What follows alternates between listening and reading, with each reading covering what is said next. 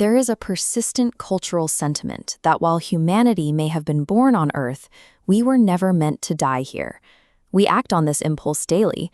We pour billions into heavy-lift rockets, launch deep space probes to the edges of the solar system, and draft blueprints for Martian colonies until the moment a human foot touches the lunar soil. But evolutionary biology presents a concept known as the Biophilia Hypothesis, the reality that our physical bodies and neurological systems are inextricably wired to connect with and thrive specifically within Earth's natural environment. We are organisms forged over millions of years to survive on this specific rock, yet we spend our lives drafting exit plans. This relentless drive to leave the planetary cradle suggests a rift between the physical requirements of our biology and the restless nature of our conscious minds.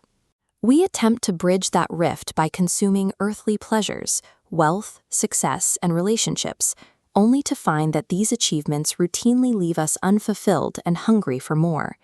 Albert Camus defined this friction as the absurd, the dissonance created when human consciousness hungers for ultimate meaning but is met by a silent, unyielding universe.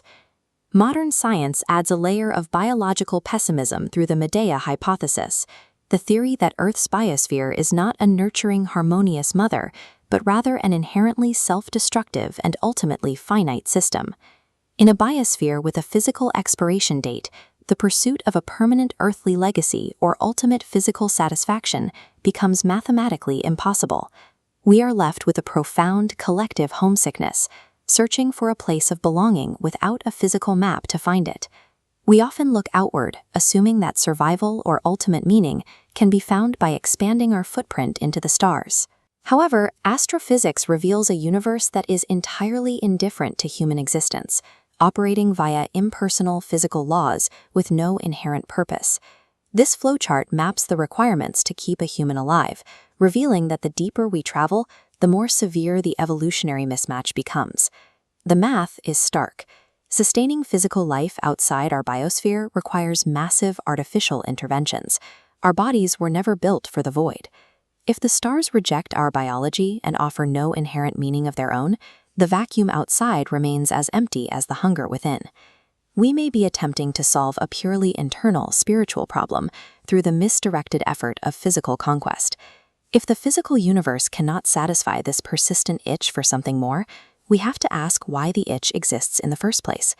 C.S. Lewis explored this exact question, proposing a core logical argument in his book Mere Christianity. Lewis argued that innate desires don't exist unless their corresponding satisfaction exists. A duckling's urge to swim means water exists. Hunger means food exists. But humans possess a profound longing that no earthly experience, achievement, or relationship can satisfy. To Lewis, the existence of a desire that nothing in this world can satisfy strongly proves that we were made for another world entirely.